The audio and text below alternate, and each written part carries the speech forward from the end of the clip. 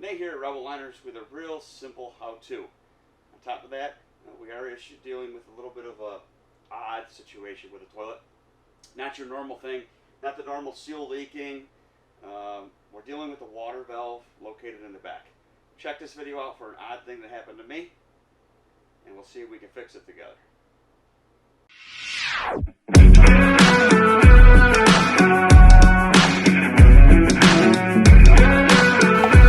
Some of us got the luxury. You can't tell me the deck is stacked. Ambient temperature on the inside. You can't 56 whisper degrees. behind my back. You can't show me how the odds are up against me all day long. But I've been through the fire and come out alive, and there's no more fear in my eyes. Here we are in my free 6516 Wolfpack Platinum Series fifth wheel. As most of you know, I did purchase it used. It was only like used 3 times before me, and this odd thing happened to me, and I want to show you guys right now. Real strange. When I'm on city water, I have absolutely no issues with this toilet whatsoever. We haven't had to be off city water since we got it. We've done a lot of camping trips. We got a state park coming up in a couple weeks, and I decided, you know what, I should fill the fresh water tank because it just, you know, clean it out, type of rinse it out thing. Some people do a little bleach in it, rinse it out. And I figured why it was hooked up, and you know, the tank was full, I would just test everything because it's been a while since the pump ran. The pump probably last ran before I winterized it to suck in my RT or you know, my RV antifreeze. So I said, you know what, we're gonna run it. We're gonna make sure this pump is working. And something happened, and it saved my butt huge. If you guys check out the video of the Simply Safe alarm system that was installed in this camper, you'll know that there's a water sensors that I have with it. And this is no joke. This is not a promotional deal. They paid me nothing, but this was insane. I go flip the water pump on, which we're going to do in a second, and next I know, my water alarm is going off. And they called me so quick, it was insane, to tell me, oh, you have water, and they can't, you know, you have a water flow. So I come running in the back and I hear a little bit of water, and I just caught it. The bowl was overflowing. And the foot pedal would not, no matter what I did, stop the water from flowing. So I don't know if it's a pressure issue. When I'm on pump, city water, no problem. It's also high pressure. So there's a valve in there that we're going to talk about. I don't know if it's a low pressure issue. I don't know if the valve just needs to be replaced. But I discovered some things, and I wanted to show you what happened. So if you want to see the video on the Simply Safe water or alarm and how this water thing saved me, check out at the top, it'll pop up there. Click check on that. It's really not expensive, and it's worth it. And these things are all over my camper, and they ride around fine. I have no problem with them. They stay within a 2-3 inch area even when I'm traveling. So it's 9:41 in the morning here, and only because we talked about the Simply Safe and how it saved me, we're going to start with that real quick. There's some contacts on here. All you need is a little water. I just licked my finger. We're going to set this alarm off quick. Okay? I don't know if you can hear it. It's already going off. Water sensor. It's telling me a water sensor is triggered. I want you to see, let's see how fast it's going to take for them to call me. Okay, this is live time. It's 9:41 a.m. still on July 23rd. So we're going to see how long it takes Simply Safe to call me. Obviously, I heard this beeping and I thought, water sensor, what's going on? I want you to see how fast they call me. Here it is. Simply Safe is calling me. It's 9:42. Going to answer, put it on speakerphone. Water sensor triggered. This is an urgent message concerning Nathan 6. You are listed as an emergency contact for 3337 Stroh RD Camper and Backyard. A water leakage zone 0 was received from this location on July 23rd, 2022 at 9:41. To acknowledge receiving this message, please press 1. If you need to speak to, thank you for your time. Goodbye. That's no joke. That's how quick that water sensor worked. For me to clear it, I'm going to go to the alarm panel. I'm going to type in my code twice. I'm going to clear it. I'm going to show you what's going on here. But that totally saved me the other day. This whole back would have filled with water. I'd had massive damage. I had less than a quart of water by the time I realized it on the ground to shut it off. So let's see if we can figure out what's going on here. Alright, so the AC's running in the background. Hopefully you can hear me fine. Real quick, on my Wolfpack 36516, I'm going to flip the switch that says water pump. Okay, you probably can't hear it in the video, but you can hear the burr, burr, burr, burr, burr, burr, burr, burr, burr, burr. So we're going to come up to the sink and we're going to make sure that it's flowing. Okay, we got water. I have no city water connected. There's no hose connected to this unit whatsoever right now. So we're going to come in here and I'm going to show you what's happening. It's not automatically doing it this time. The last time it automatically did it and caused the water sensor to go up, so something's telling me that valve has got something kooky going on. Well, we could show we got water here. We got water here in the back. And now, watch what happens. Okay, so here we go, right? We're going to hit our foot pedal. Now look at, guys, you can see how small this trickle is. I'm completely off the foot pedal. You see this water still coming in here? Only when I'm connected to my fresh water tank and using the water pump. Now obviously you can see how it didn't happen right away. And this little bad boy here that saved me, okay, was sitting back in here on the floor just like that. But that video is not about that piece. That video is trying to figure out what is going on with that. Okay, so I can release the water real quick. Okay, but I can't get it to shut off no matter what I do. Okay.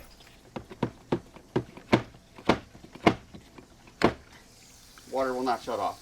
So now I have to race over here before we overfill the bowl. My water sensor goes off again. Turn off the water pump.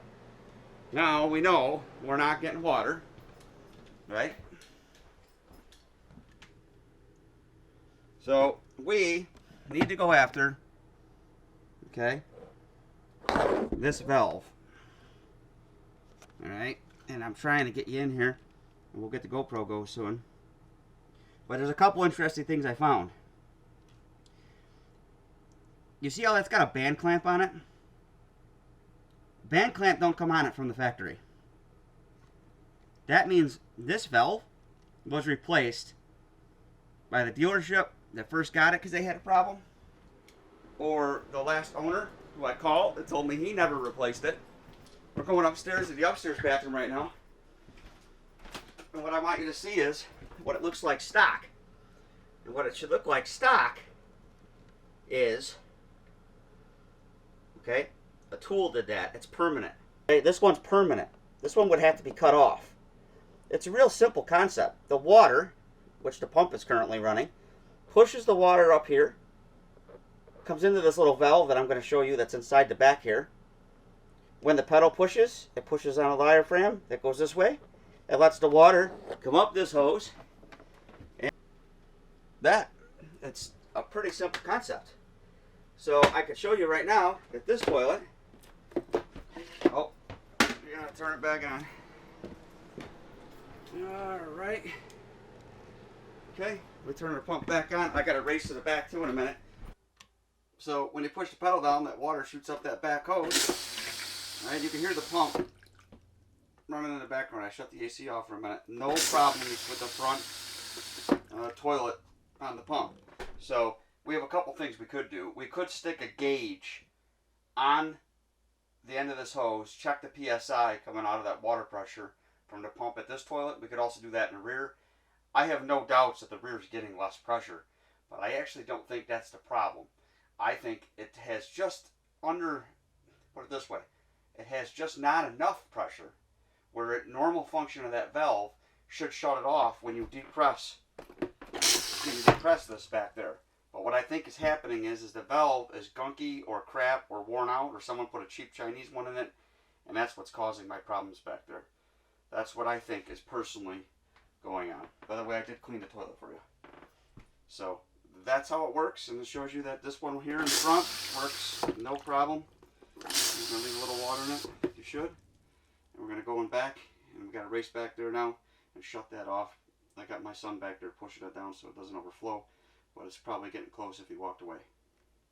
To the back toilet, where this bad boy's starting to fill the bowl already.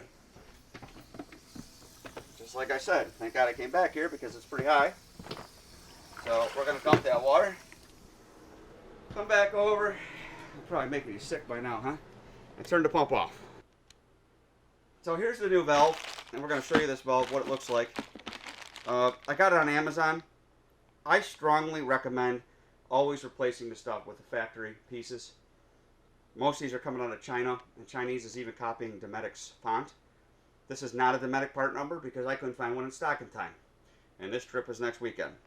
So for now, it's going to get this off-brand that said it's made in PRC. Alright, let me show you what this valve looks like. What we're going to do before we disconnect that line off the back of this toilet is obviously bleed all the water pressure out of it that we possibly can. Okay? So, any pressure, I'm going to go to the other sinks, open them up quick. I'm trying to depressurize that hose that's going to screw on the back side of that valve that we talked about. So we talk about this valve, okay? And here it is, real simple. I already opened it a little because I wanted to see what size the band clamp was. Super simple concept, okay? Again, our hose, coming from our water source, whether it be city water or pump water, screws onto the back of this, inside that foot pedal, alright? When you push the foot pedal, that's all it's doing. Little diaphragm in there, it squirts the water. I don't know if you can see that or not. It just squirts the water out this hose, up that white hose to the top of the toilet, and the water goes around the bowl. This is an extremely cheap toilet. No disrespect to Dometic at all. This is their 300 series. When you call Dometic Sanitation number, which I will post in the bio, they're super friendly. They couldn't believe what I told them was going on. They actually transferred me to a main engineer tech located in my region, who told me he's rarely ever heard this happen, and he wants me to replace this first and see what happens. On that note, Dometic themselves called this a throwaway toilet. You can get an upgraded toilet. Again, this is the 300 series. They got like 4 or 5 other toilets. They get all the way up to a fancy porcelain one that can go in this camper. Yeah, I'd love a fancy porcelain one to go in a camper, but, you know, weight, let's face it, these things are made this way because of weight. So I really don't want to add any more stinking weight to this than I have to. So this is the valve we're going after. These 2 spots right here that you could see, these grooves, okay, groove there and a groove here. So all they got are these 2 little screws that hold it in the back of it. So we're going to go after this piece right now, and you can see that there's a little filter piece in there. Maybe there's debris stuck in that. But whatever's happening, that is not coming back as it should to shut the water off. Okay? So let's get inside there and see what happens. We're going after the main water that screws onto the back of this. So we're going to want to put a towel behind there. Okay? My wife's going to kill me. It's clean water. It's not dirty water. The goal of this valve is so the dirty water can't travel backwards. But we're going to get a toilet on the towel on the back side of this. And we're going to get this valve, this piece unscrewed. And I'm going to take you to the GoPro now to show you on the GoPro what that looks like. Alright, all we're going to do is unscrew the water source off the back of the valve. Righty-tighty, lefty-loosey, just like a garden hose. And there ain't much to it. It's a little bit of fight. They had it on pretty tight, whoever wants to replace this. We'll get this unscrewed off here. We're going to get a little water that runs out. You can put a little cup or a little bucket underneath it if you wanted. I just have a towel there. There's not a whole lot of water that's going to come off. And you can see that that is now off. And you see the threads. You can also see the screws on the back side. The one on the top left there. And the band clamp that's going to come off. I'm going to put the camera on the other side now. Alright, real quick. We're going to get the band clamp, banjo clamp, worm clamp off. You're going to see a little water come running out. I have a towel. You could put a pop can or a cup there to catch the water if you really wanted to. I got a pretty thick towel there. It's never going to go through it. Just get the clamp off. I'm going to use the new clamp no matter what. I'm not going to reuse that old clamp. You'll see the water come out here right now. Real simple. And I'm going to speed some of this video up. We're going to go after the 2 back screws. I started with a flathead and realized it's a Phillips. Obviously with the camera working on one side, I'm only working off one side, which kind of made it a little more complicated. You see me feeling around. Oh, there it is. It's a Phillips screw. Obviously this is a voiceover that I'm doing, and we're just gonna get the Phillips screw out and fast speed here. Shorty Phillips worked great back there. I would not use anything, you know, any kind of screw drill or side screw drill. You're gonna strip them out or break something. It's all plastic. Got 2 tabs, top and bottom. You got to push on them really hard. A screwdriver on each end. There's the old valve out. Pretty simple. All right, so the way I just did it can be really tricky because there's not a lot of room in this back garage bathroom here. You could pull the two bolts on each side of that toilet. You could have taken the toilet off and worked on it on a bench. Here's the deal. I've done it many times. It's a lot more convenient. I've also done it though and had problems with the toilet resealing. So I really don't want to create any more problems than I already have because I know I'm leaving next week. Here's the old valve. It's out, okay? And immediately I push on this and I can tell you that it sticks. It sticks. So I'm going to say it's a valve problem. Nothing stuck in the screen. And again, I push on this. So when you push that lever down in the toilet and this goes in, it is not right at all. This thing's shot. I'm going to do a little more homework on it and see eventually who really made this piece. But the new piece, as you'll see, is a completely different color, for the record. And when I push this diaphragm in, it immediately comes right back.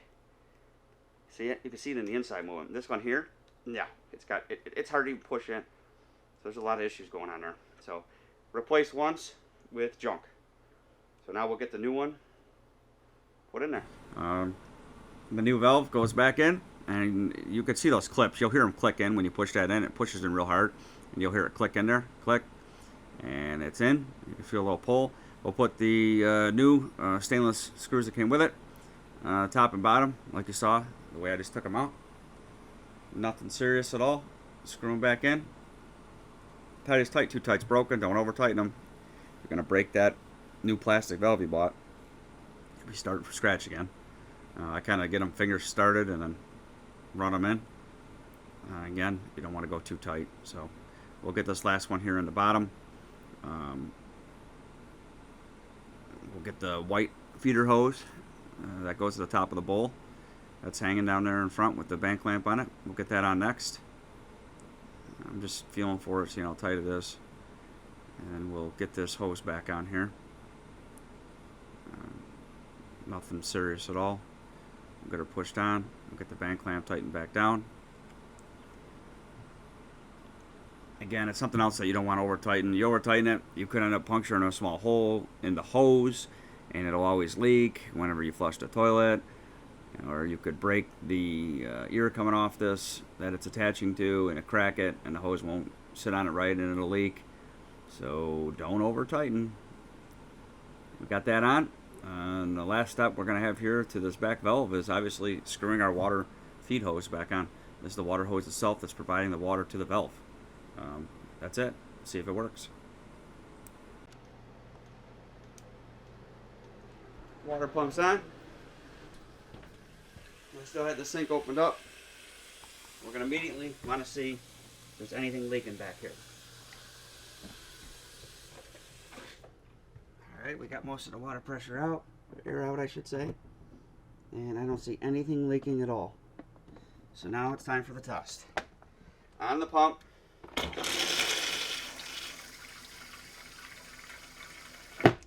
Well, look at that. And it's not running anymore. All it was that valve. I do want to show you that the bolt on each side, it's got this fancy cap over it, almost like a toilet in a house. That's what you would do to take the whole toilet off if you wanted to. Again, I didn't feel like playing with the seal, and this all worked pretty well for me. Get the camera out of there. And again, I'm just going to watch it for a little bit. Make sure there's no leaks. I'm going to remove the towel, and we'll let so I can see it on the floor if it is dripping. And of course, my trusty alarm will go back over there on the ground, and I'll get alerted. And boom, it's fixed. So, thanks for checking out this sanitation video in the proper terms. Please hit subscribe. There should be a link down below. And it helps my channel, guys. This is the proper way to replace a valve that we found out was no good.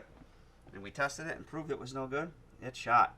So whenever that was replaced, this camper's only 2 years old. Someone replaced it. It wasn't me. Till we meet again, Nate, Rebel Enters. Last little tidbit, guys. Even when traveling, storage, even winter storage, obviously wouldn't be water left in the bowl, but we would add the RV antifreeze, we put a little bit of, we always want at least that much water in the bowl at all times. They make a special seal saver product that you can do, but that black seal you around there, if you let that dry, if you leave that dry, which the water's on right now, but if you leave that dry, it will dry rot. And it won't seal and hold water anymore. It'll just constantly leak. So you'll never be able to put water in your bowl and leave it sit there. Always have that seal a little wet. I usually leave about that much water in there. You'll never have a problem traveling. But always leave water in your bowl. Little tidbit trick.